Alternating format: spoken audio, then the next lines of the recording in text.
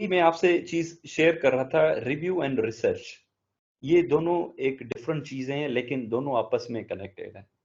Review means search again and again, view again again sorry, and the research means search again and again. Okay, लेकिन अगर आप review नहीं करेंगे तो आपकी रिसर्च भी नहीं होगी। मैं आपको बात क्लियर कर रहा हूँ।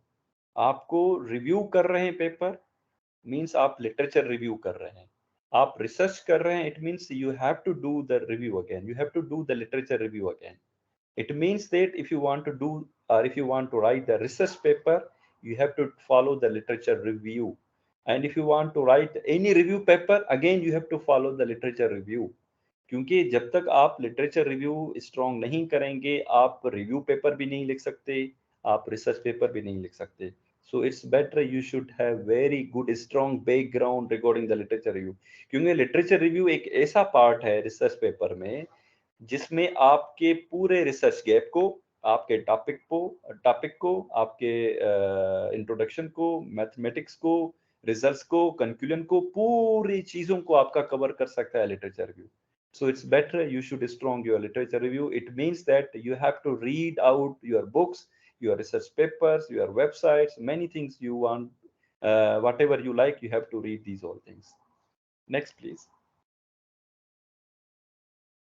Okay, now इसमें इस स्लाइड में आपकी चीजें बहुत सारी क्लियर हो जाएंगी कि कौन सी चीज हम कहाँ से ढूंढ लें। For suppose if you are early researcher, क्योंकि आपको पता नहीं होता कि हम पेपर तो पढ़ लिया, हम लोगों ने लिटरेचर रिव्यू भी 2-4 पेपर्स कर लिए, लेकिन कौन सी चीज कहाँ से हमें मिलेगी। लेकिन इस स्लाइड में हम आपसे ये डिस्कस करना चाहते हैं। आप ये देखें कि कंटेंट और body, title, what is inside. Title में आपको क्या होना चाहिए? Problem solution, methodology, scope and results. And then abstract में आपको क्या होना चाहिए? Background, current trends, problem statement, methodology again, case studies, results and validity. ये सारे पॉइंट्स जो हैं एब्स्ट्रैक्ट में आपको होने चाहिए। लेकिन मैं आपको दोबारा टाइटल वाले वर्ड पे आ जाता हूँ। यहाँ पे एक चीज ये आपसे क्लियर क्यों, क्योंकि कुछ बच्चे ऐसे करते हैं कि वो टाइटल जो है वही कोई 5-5 लाइंस का और 10-10 लाइंस का एक जो है ना वो, या 7-7 लाइंस का वो बना के ले आते थे।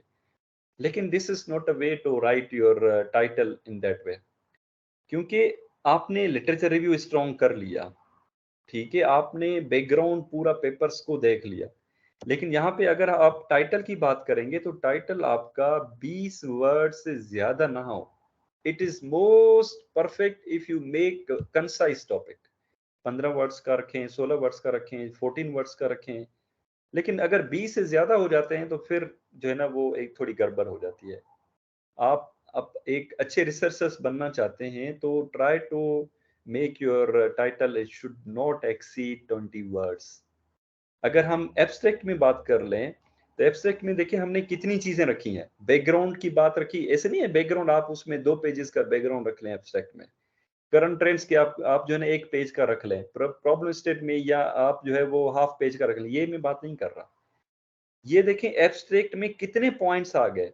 Background, current trend, problem statement, methodology, case study, results, validity, जितने भी ये पॉइंट्स हैं आपके 250 वर्ड से लेकर 300 वर्ड से ज्यादा ना हो ये आपका एब्स्ट्रैक्ट। अगर आप ज्यादा करेंगे, अगर आप मोर देन 300 वर्ड्स करेंगे तो आपका एब्स्ट्रैक्ट एक्सेप्टेबल नहीं होगा। Please mind it. In conferences they accept maybe 200 words or maybe 250 words, but in some journals as well they take only 250 words, but in some journals they take also 300 words as well. Try to make it concise, try to all, ये सारी meanings उसमें होनी चाहिए। Background भी होना चाहिए abstract में, current trend भी होना चाहिए, प्रॉब्लम स्टेट भी होना चाहिए, मेथोलॉजी भी होनी चाहिए, केस स्टडी भी होनी चाहिए, रिजल्ट्स और वैलिडिटी भी होनी चाहिए। ओके, सो आपको ये सारी चीजें एब्स्ट्रैक्ट में होनी चाहिए, लेकिन its limit is not more than 300 words. Most suitable is your 250, but you can make up to 300। when you talk about the introduction section, you see over here in introduction section we have many things, elaborated abstract along with hypothesis। Okay, आपको अभी जो है इस introduction section में ये abstract को थोड़ा elaborate करना है। जो आपने 1 लाइन में बैकग्राउंड लिखा था एब्स्ट्रैक्ट में, now try to make it 7 words for the introduction section. Abstract में बैकग्राउंड 1 लाइन का लिखा है, तो इंट्रोडक्शन सेक्शन में एब्स्ट्रैक्ट को आप 5, 6, 7 लाइन्स तक महदूद कर सकते हैं। सिमिलरली आप ऑब्जेक्टिव्स को एलोबरेट कर दो, जो आपके ऑब्जेक्टिव्स जो आपके उसमें पेपर में थे, जो आपने एब्स्ट्रैक्ट में डाले हैं, कि आपके क्या ऑब्जेक्टिव थे, आप क्या excuse me, there is some sound,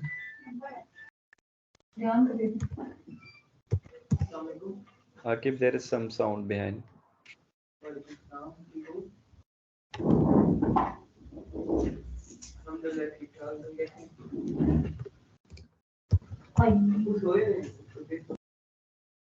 Okay. So in introduction section, you have to elaborate. I will ask you to make your introduction section maybe 2 pages or maybe 2.5 pages, not more than 2.5 pages. इससे ज़्यादा आपको नहीं करना. I'm talking about the research paper. But if you talk about introduction section for the thesis, it is different, please. Introduction section, maybe you will make up to 5 pages, 6 pages, क्योंकि उसमें आपके page limit की पाबंदी नहीं होती thesis के लिए. लेकिन अगर रिसर्च पेपर्स की हम बात करेंगे, अगर आप IEEE जर्नल्स की बात करेंगे, या आप कुछ और जो स्पेसिफिक जर्नल्स हैं हमारे पास, उनकी अगर आप बात करेंगे, तो वो 7 to 8 पेजेस की जो मांग करते हैं. अगर आप 15 पेजेस लेके आएंगे तो वो आपको एक्सेप्ट नहीं करेंगे, वो आपको बोलेंगे इसको रिड्यूस करके फिर पेपर को सबमिट करवाओ. ठीक है. रिसर्च पेपर में आप 2 पेजेस तक लेके आ सकते हैं, 2.5 पेजेस तक लेके आ सकते हैं, लेकिन again it depends on your general category. कुछ जर्नल 10 पेजेस लेते हैं, कुछ जर्नल 6 पेजेस लेते हैं, कुछ जर्नल 8 पेजेस लेते हैं, कुछ जर्नल 12 पेजेस भी लेते हैं. ठीक है. लेकिन try to make it concise and the information should be very clear in the introduction section. Similarly, we have literature review, journal to particular, the recent most in chronological orders. It means that आपने इस फार suppose कुछ papers पढ़े थे, जिस basis पे आपने अपना काम पूरा कर दिया, जिस बेसिस पे आपने रिव्यू पेपर लिखा या रिसर्च पेपर लिखा, लेकिन लिटरेचर रिव्यू के सेक्शन में आपको लेटेस्ट पेपर्स लास्ट 5 इयर्स वाले आपको लिखने पड़ेंगे. समटाइम हम 10 इयर्स वाले भी लिख लेते हैं, लेकिन if you put latest last 5 years papers, then it will be better for you.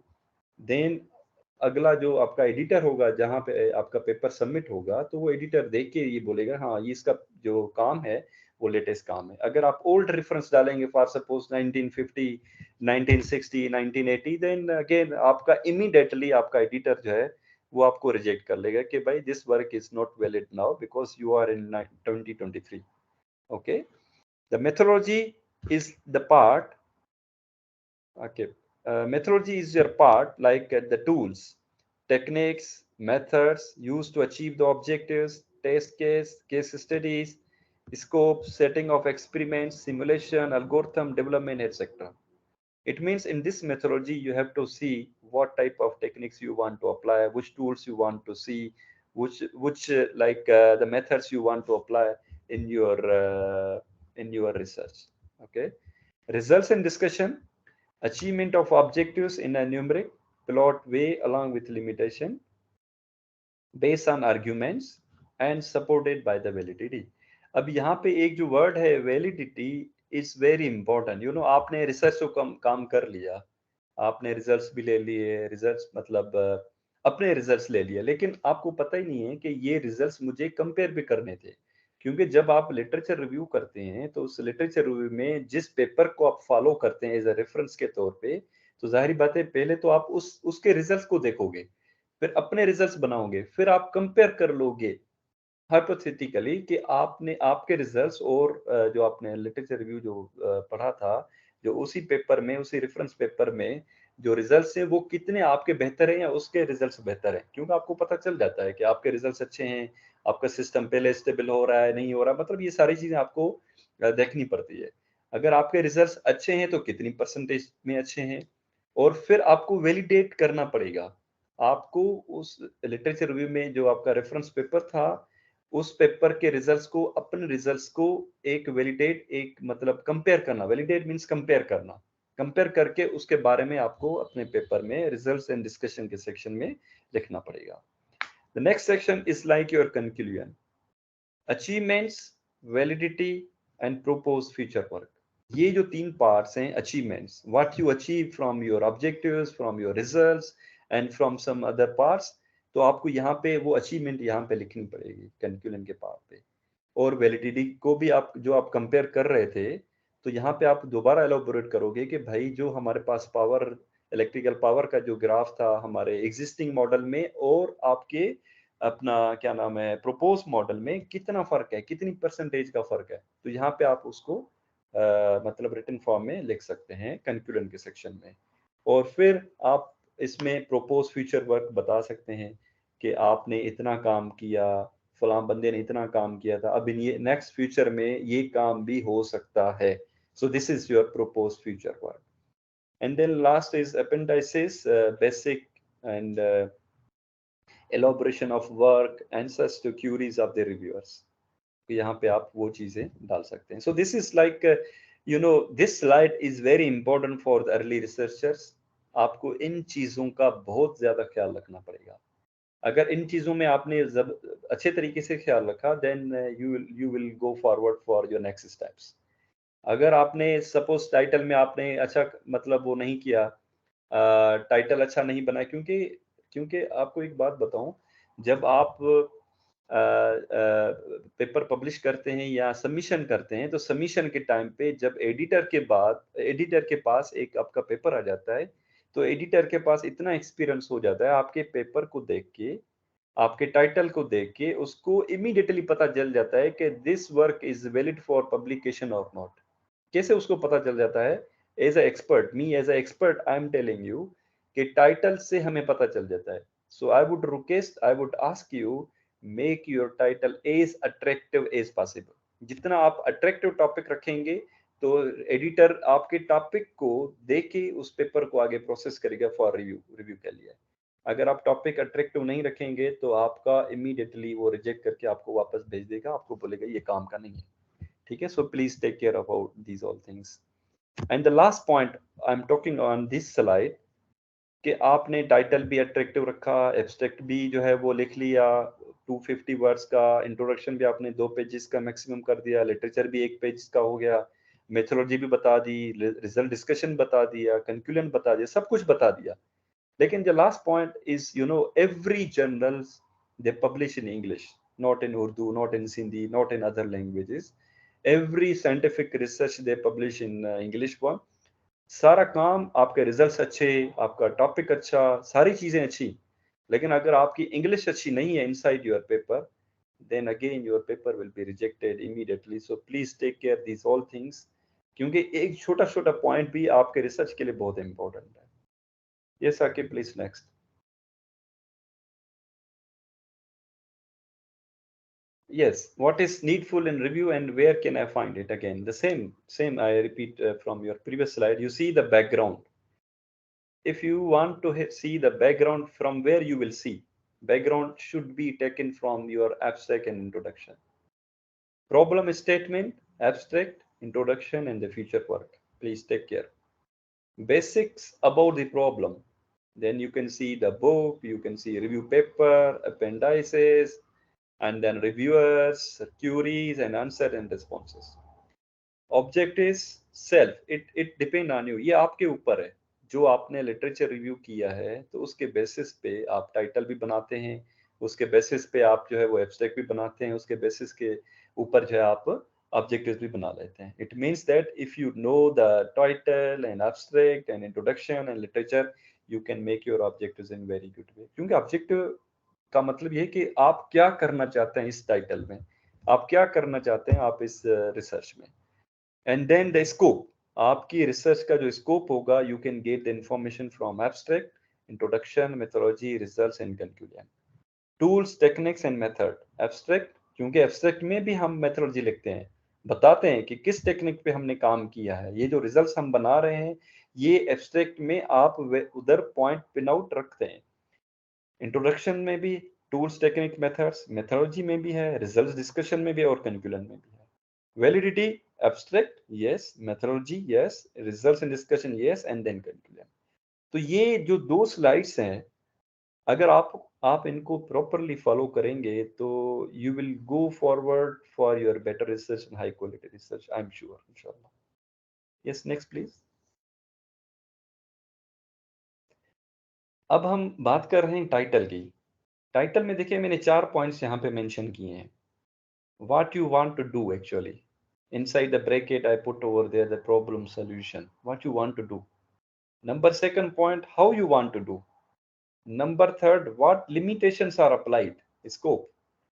What will you get at the end, and this is your result. It means that which the things which we discussed before, inside the title you have 4 things: problem solution, methodology, scope and then results. Title में आपको ये चीजें मतलब क्या नाम है, मतलब ऐसे थोड़ा टच देना होगा इन चीजों का।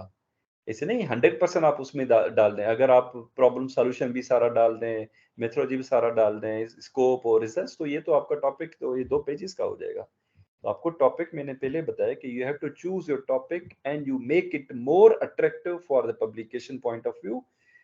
जैसे एडिटर को वो आपका टॉपिक मिले तो immediately he should process for your next step regarding your publications.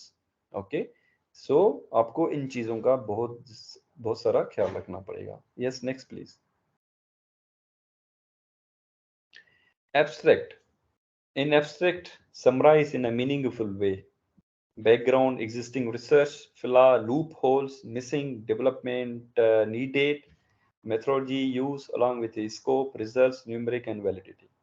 तो एब्स्ट्रैक्ट में आपको ये चीजें हमने अभी डिस्कस कर चुके हैं, तो ये सारी चीजें आपको दोबारा समराइज करनी पड़ेगी। ट्राई टू जब आप रिसर्च स्टार्ट कर रहे हैं, this is my experience what I was doing during my PhD, आपको मतलब चीजें नोट करनी पड़ेंगी।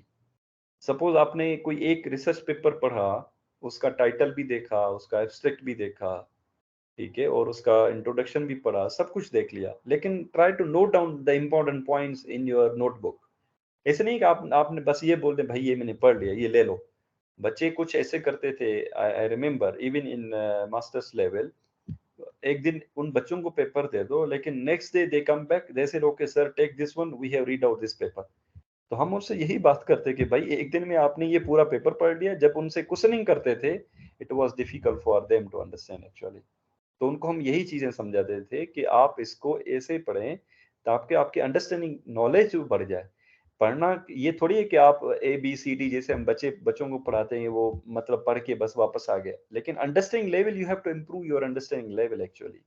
जब तक आपकी लिटरेचर में अंडरस्टैंडिंग लेवल नहीं बढ़ेगी, जब तक आप understanding level abstract, introduction, methodology, result discussion की नहीं बढ़ेगी, तो आप ऐसे नहीं है कि सपोज आप इंट्रोडक्शन में जो है वो लिटरेचर डाल दें, लिटरेचर में मेथोडोलॉजी डाल दें, और कंक्लूजन में आप जो है कोई और चीज डाल दें, इंट्रोडक्शन डाल दें, तो ये तो आपका काम ही नहीं होगा ना। 2 साल आपने जिस रिसर्च के ऊपर काम किया वो तो फ्रूटफुल नहीं हुआ। किसका लॉस था? सुपरवाइजर का कोई लॉस नहीं है, सुपरवाइजर बेचारे को सैलरी मिलती रहेगी, लेकिन the big loss is for the students. He और she will waste their crucial time. आपने 2 साल अपने खराब के लिए, स्पेशली मैं आपको यही बात कर रहा हूँ, पाकिस्तान में तो चल जाता है या अपने देशों में, लेकिन फॉरेन में it is not applicable. Please you have to take care these all things in very good way. Okay, next please।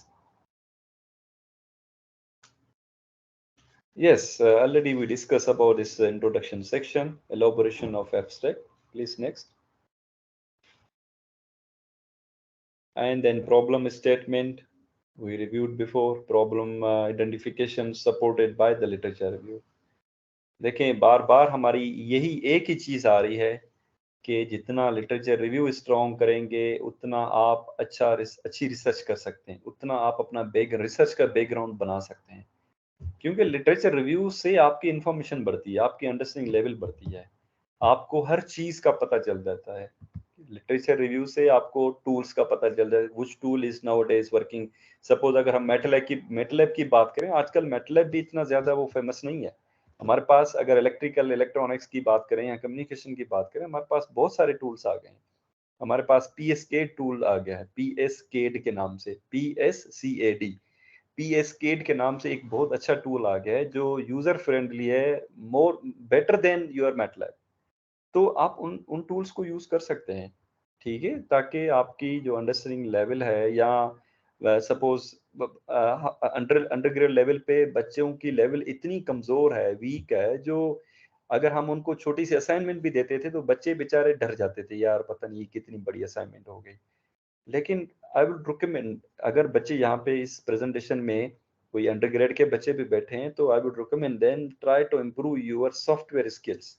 Soft skills को ज़्यादा बढ़ाएँ, क्यों जब तक आपके सॉफ्ट स्किल्स नहीं आएँगे, आपके पास नहीं आएँगे, तो आप रिसर्च भी नहीं कर सकते क्योंकि इसमें मेनी पॉइंट्स हैं।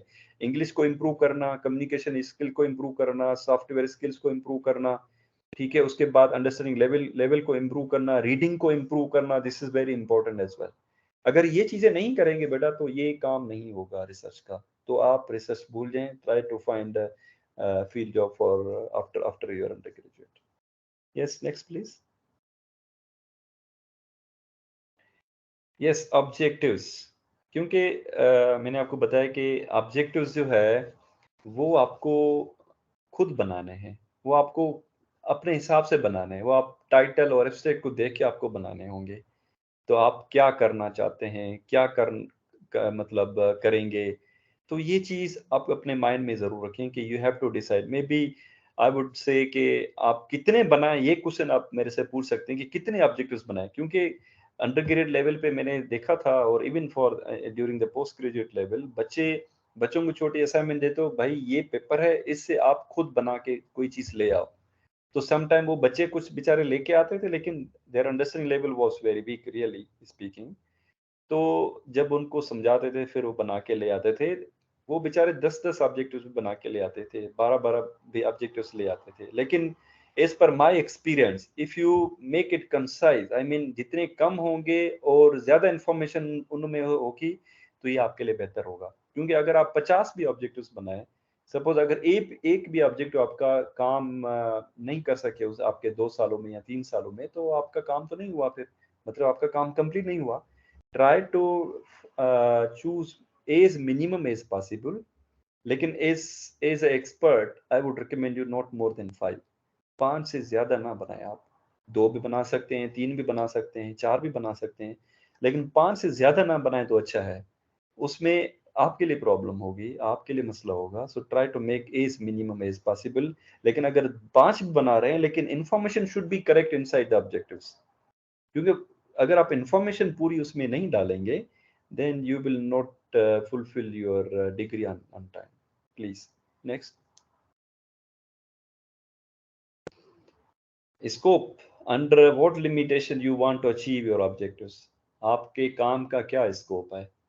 ठीक है, आपको अपने काम के स्कोप का तो पता होना चाहिए या आप जिस ऑब्जेक्टिव्स के ऊपर काम कर रहे हैं, उसका स्कोप का पता होना चाहिए। कि ये पब्लिशेबल है या नहीं है, इसका स्कोप भी है या नहीं है। ऐसे नहीं है कि आप कह रहे हैं कि भाई मैं एक ऐसी टेक्नोलॉजी भी काम कर रहा हूँ जो किसी ने नहीं की, हालाँकि वो काम 1950 में हो चुका हुआ था। तो ये प्लीज़ आप इसके कोशिश करें कि आप लेटेस्ट पेपर्स को जब आप पढ़ेंगे, लेटेस्ट लिटरेचर करेंगे, लेटेस्ट का मतलब ये है कि लास्ट 5 ईयर्स तक कोशिश करें, नहीं तो 10 ईयर्स तक भी कर सकते हैं। लास्ट 5 ईयर्स तक करेंगे तो आपको रिसेंट ट्रेंड का पता चल जाएगा, आपके काम के स्कोप का पता चल जाएगा, आप किस स्कोप के ऊपर और कितना लेटेस्ट काम के ऊपर आप जो है वो काम कर रहे हैं। Please next. Yes, we have discussed many things regarding this literature review, so please next.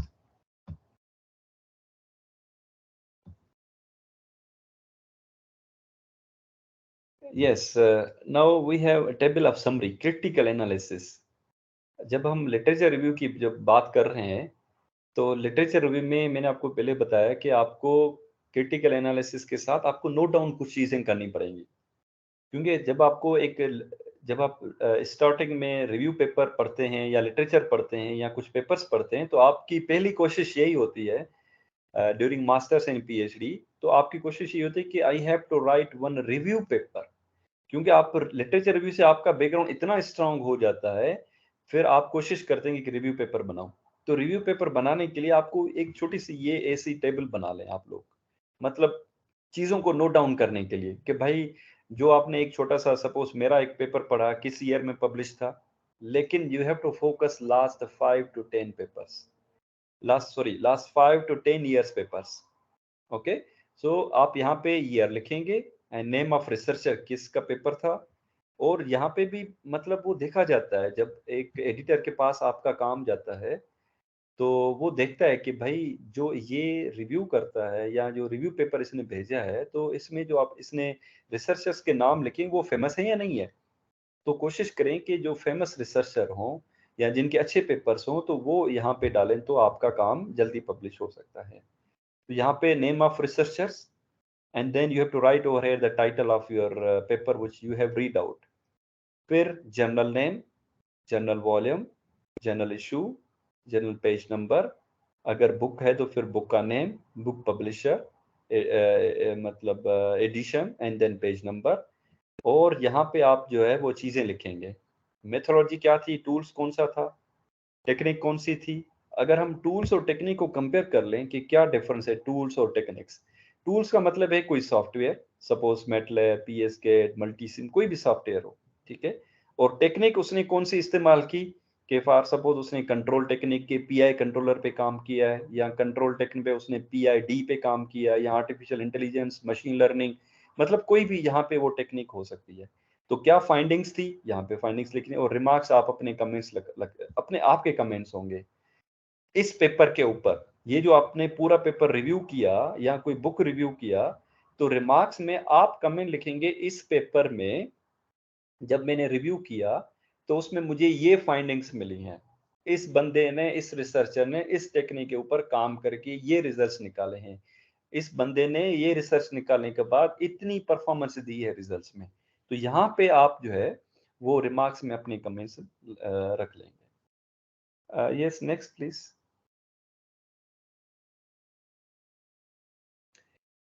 Okay, यहाँ पे अगेन आपको नोट डाउन करना पड़ेगा पिन पॉइंट पे, मेथोडोलॉजी की पिन पॉइंट्स। देखिए यहाँ पे मैंने एक लिखा है कि this is what I am sharing with you, this is from my experience actually, you can do what ever you like, but I am just giving you with from my experience.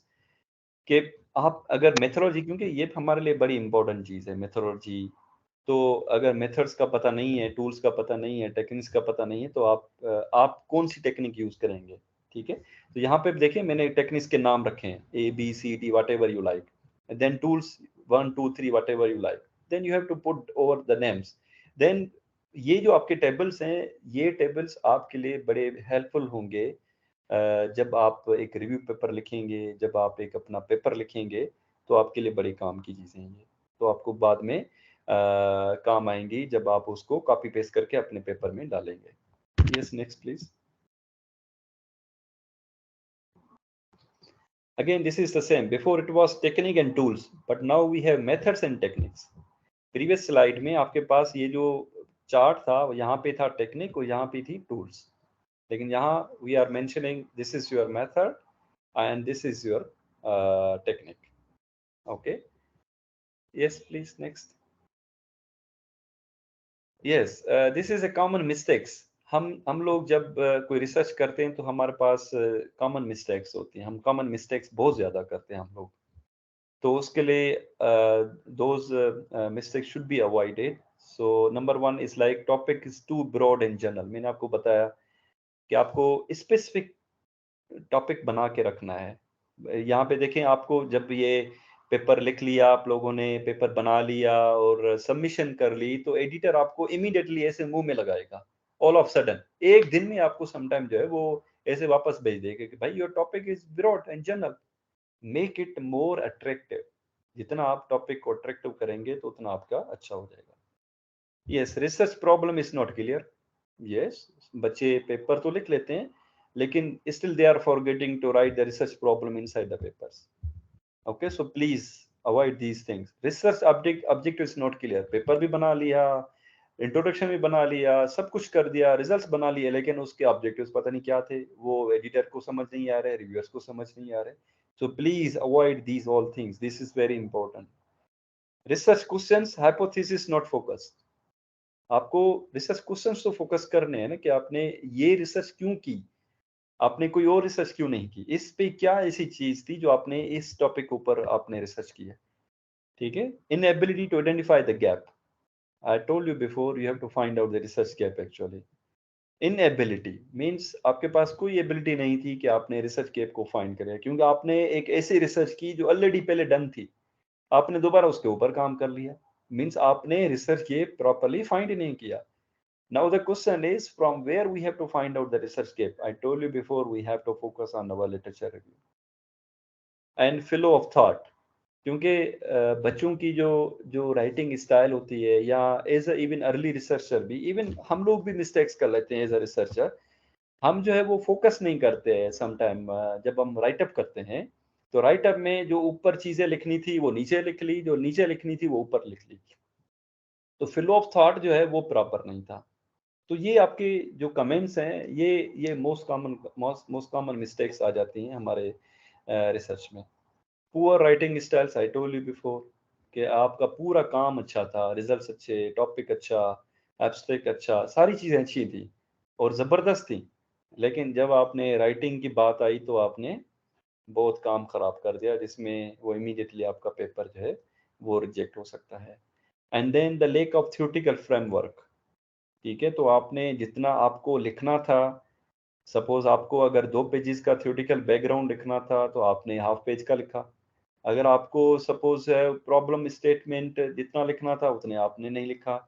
Abstract आपको 250 to 300 words का लिखना था, आपने 1000 words का लिख लिया। Means ये पता नहीं क्यों मतलब हम लोग करते हैं। So it's better we have to focus on these things as well. Unclear propose methodology, methodology आपकी क्लियर नहीं होती, like sampling, instrument, measurement, analysis, whatever you like, but it should be very clear. कहाँ पे clear लिखनी है? Many areas में आपको methodology का पार्ट मैंने मेंशन करवाया है पहले, लाइक इन योर एब्स्ट्रैक्ट, तो आपको वहाँ पे ये जरूर चीजें लिखनी पड़ेंगी। Ineffective use of diagrams, tables and figures. बच्चों को बोलो कि भाई ये डेटा है, ये चीजें, और जाओ और पेपर लिख लो। बच्चे पेपर लिख लिया इन लोगों ने, सब कुछ अच्छा हो गया, रिजल्ट्स अच्छे, everything was fine, writing was excellent, but ineffective use of diagram. जो डायग्राम उन बच्चों ने जो डाली है, शायद वो डायग्राम जो है वो अपना कॉपी पेस्ट कर ली किसी और पेपर की, या कोई इंटरनेट गूगल से उठा लिया। So this is not acceptable. You have to draw your diagrams with your hands through software, tables with your hand and software, and figures as well.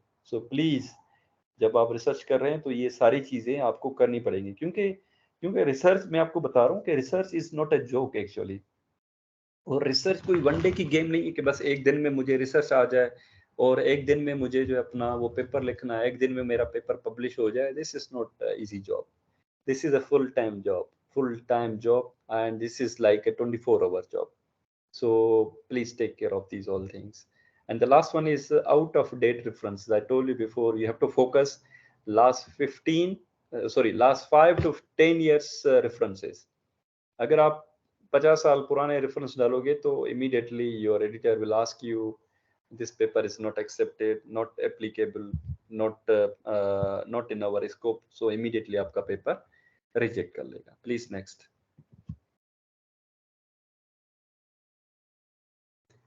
Students most common citation errors. बच्चे बेचारे जो है वो reference में, जब आप reference section में आ जाते हैं रेफरेंस डालने के लिए, तो एक तो आपको बॉडी में आपको reference as per journal format आपको डालना पड़ेगा, जो आपका बॉडी ऑफ योर पेपर है। जो नेक्स्ट पार्ट है वो है कि आप जब रेफरेंस अपना बनाते हैं at the end of your paper, तो उसमें भी देखें ये कितनी गलतियां करते हैं। इनकरेक्ट फॉर्मेट साइटेशन, वो प्रॉपर साइटेशन नहीं करते। ठीक है, तो यहाँ पे this is design by research.com, इन लोगों ने ये, वहां से ये मैंने स्लाइड उठाई है। तो देखिए इन्होंने ये इनकी सर्वे थी, उन सर्वे में 81% ये जो है ना मिस्टेक्स हम लोग करते हैं। Using wrong citation style 47%, incorrect paraphrasing 20%, failing to cite a quote or idea 19%, not submitting a full bibliography 18%। ये मिस्टेक्स की बात कर रहा हूँ, ये कॉमन मिस्टेक्स की बात कर रहा हूँ, एरर्स की बात कर रहा हूँ। Self plagiarism 9%, citing the wrong source 9%। Means ये हमारी मिस्टेक्स होती हैं, क्योंकि एक छोटी मिस्टेक भी आपके काम को खराब कर सकती है, आपके अच्छे काम को गंदा कर सकती है। So it's better you have to follow the steps as per research directions. Yes, next please. Methodology, we discuss this one: tools, techniques used to achieve your objectives, test case, setting of experiments, simulation, algorithm, development. अब यहाँ पे जो मैं ज़्यादातर focus करना चाहता हूँ वो ये है कि आपने सिमुलेशन के ऊपर काम कर लिया, सिमुलेशन के ऊपर आपने वैलिडेट भी कर दिया। वैलिडेट मतलब आपने कंपेयर कर दिया, आपने रिजल्ट्स और आपका एज अ रेफरेंस पेपर जो था आपने कंपेयर कर दिया। अब बात आ रही है कि आपको एक्सपेरिमेंट भी करना है फॉर सपोज, ठीक है? तो सेम चीज what ever you have done in your simulation you can do if the facility is over there, you can do the experiment as well, but follow the steps again, same steps like your other theoretical research style. Yes, next please. Result and discussion: achievement of objectives, limitation on the basis of arguments supported by the validity. आपको result और discussion के section में आपको objectives को achievement जो है वो भी discuss करना है, limitation on the basis of argument वो भी करना है, और you have to do it supported by the validity, means you have to do it to compare with other results as well, means other papers के results के साथ compare करके देखना है. Please next. And at the end, contributing, reflecting to the objectives achieved, proposed for the future. Okay, so this is your end of your section regarding your paper conclusion. Next please. ये एक पूरा overview है of the research. Title, देखिए सारी चीजें आपस में interconnected हैं, सारी चीजें. अगर हम टाइटल की बात करें, interconnected with your many parts. Problem statement हो गया, आपका मेथोडोलॉजी हो गई, रिजल्ट्स हो गए, एंड देन ऑब्जेक्टिव्स हो गए. मतलब ये सारी चीजें आपस में इंटरकनेक्टेड है. अगर हम स्कोप की बात करें, again it is connected with your other parts. अगर हम ऑब्जेक्टिव्स की बात करें, again it is connected with other parts. Means every part of your paper is interconnected with each other.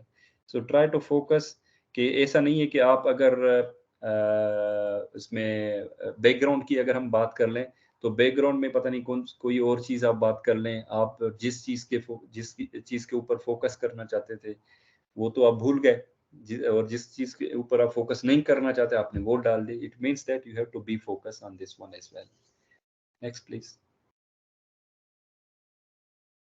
और ये हमारे पास टॉप रेफरेंसिंग टूल्स हैं जिसको आप यूज कर सकते हैं, जिनको आप रेफरेंस को सेट कर सकते हैं. So I would recommend you can take some YouTube lectures or maybe some other lectures or workshops to get information about these all referencing tools, कि ये रेफरेंस हम कैसे बना सकते हैं.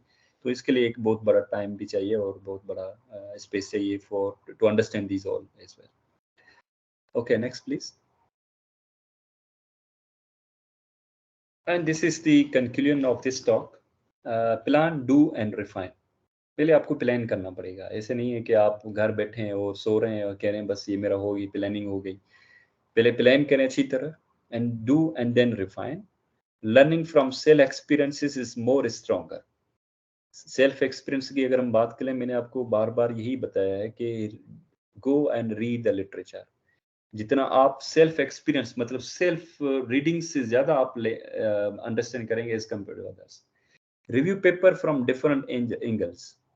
Mostly abstract and conclusion will have to select the paper for its usefulness or not. Please try to understand what I'm talking.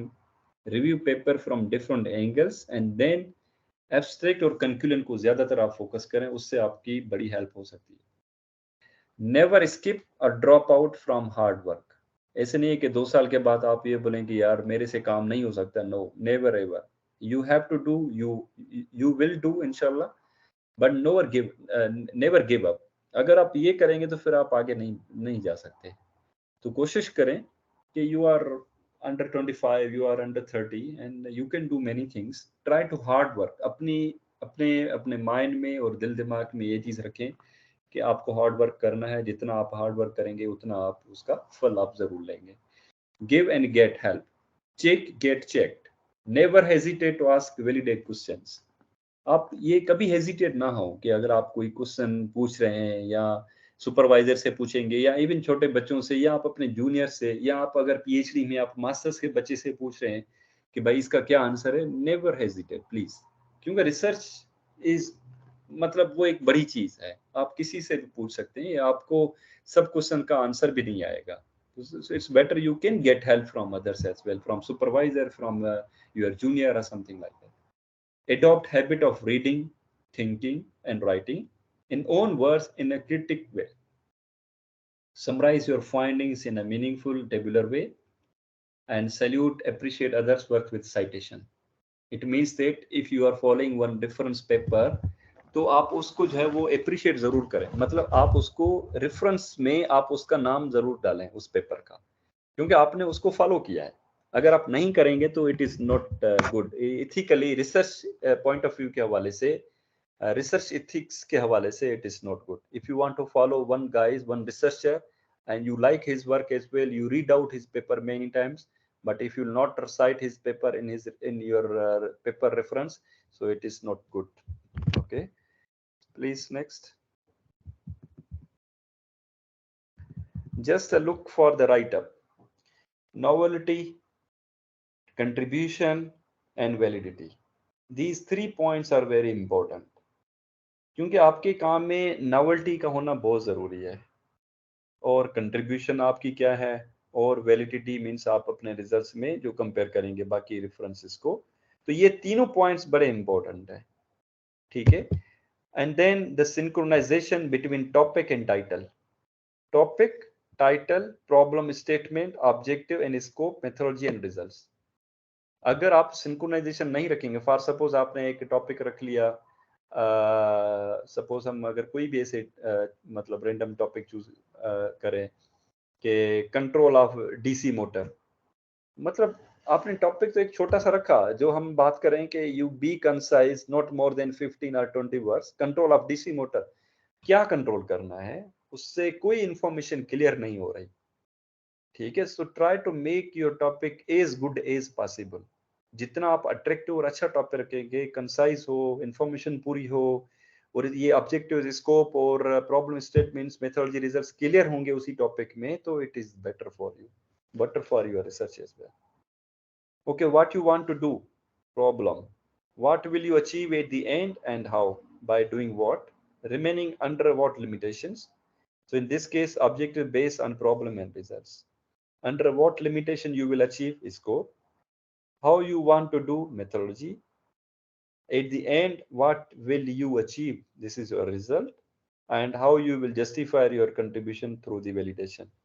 So this is your contribution. Validity means the contribution, means you are contributing your results and you are comparing your results with other guys, that you will मतलब जो आप discussion के section में आप लिखेंगे, my results are much better than the other guys, my results performance is better than the other guys, my results performance 5%, 1%, 0.1%, even 0.1% is better than other one.